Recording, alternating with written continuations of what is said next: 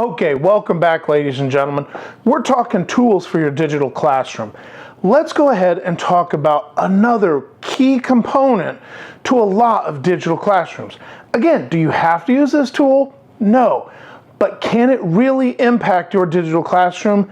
Yes, and there are so many ways to use this tool.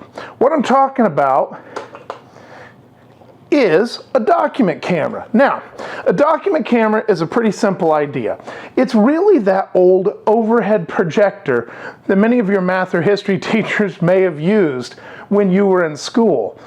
But in this case, it's a little better. Instead of the light shining up through the clear transparency, this camera will take a picture of whatever is underneath. That's an important distinction because taking a picture of whatever's under here means, yes, I can still write things just like on those old transparencies, but now the color's going to be a lot brighter. I can use all sorts of graphics, but it also opens up a number of other opportunities that overhead never even thought of.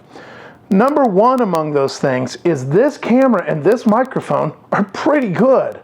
And so they can record everything you say right into the computer while at the same time putting it up on the screen in your classroom if you happen to be in classroom. So this is a classroom tool as well as a digital learning tool. Now, I'm going to go ahead and put this one down. This is by a company named Ipveau, okay? And this is a pretty high dollar item. This, about $1,000 or $600 depending on your model. This is the one I would much prefer to hold for the rest of this video. This was somewhere around $50 or $75 on Amazon. It's made by Ipveau, but there are a lot of different companies that make a very similar product. And the reality is, it's the same thing as that unit right there.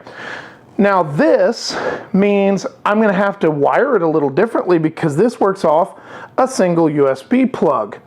But it also means it's a lot more compact.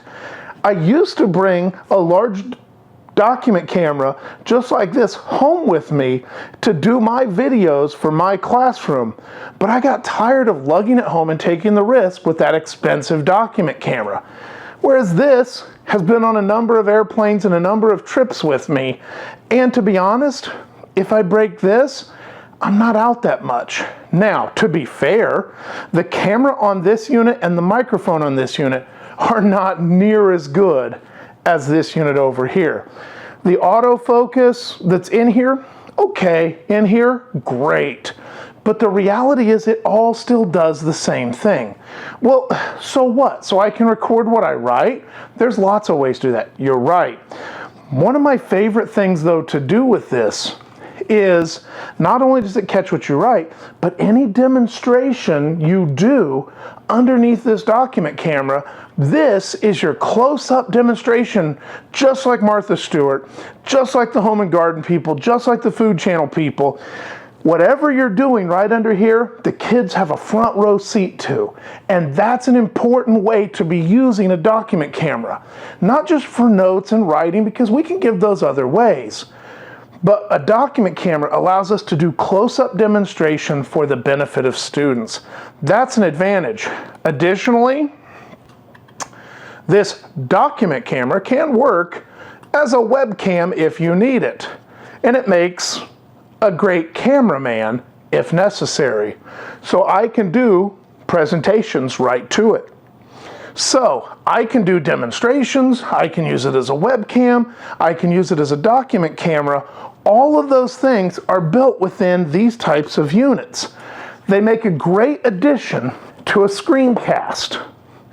And so those are some really good things that you can do to take what you would otherwise do in the classroom, either on the board or do in the classroom, giving handouts, helping them fill out sheets, lab reports, demonstrations for different experiments. If I'm a science teacher, I'm doing the demonstration for every experiment under a document camera or with a webcam, so that right there at the science experiment that I've got a number of set up around the room, the kid walks up, presses play on their Chromebook or laptop, and they can see exactly how to set up their experiment, exactly what they should be doing. And in fact, if you do videos like that, you can build the lab questions right in if you wish to.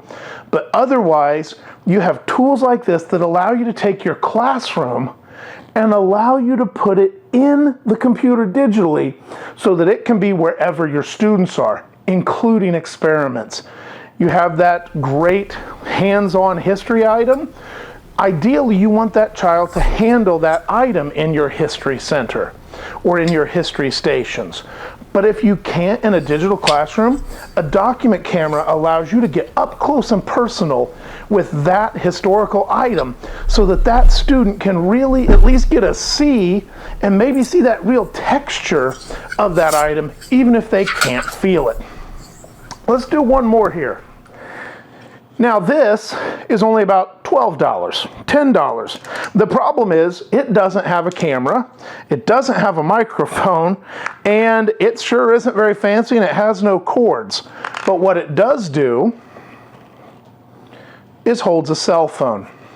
So in this particular case, I now have a document camera using the cell phone that I always have in my pocket. Now, we'll talk about this later, but everything you can do with the document camera, there are other ways to accomplish that if you really need to without spending almost anything at all.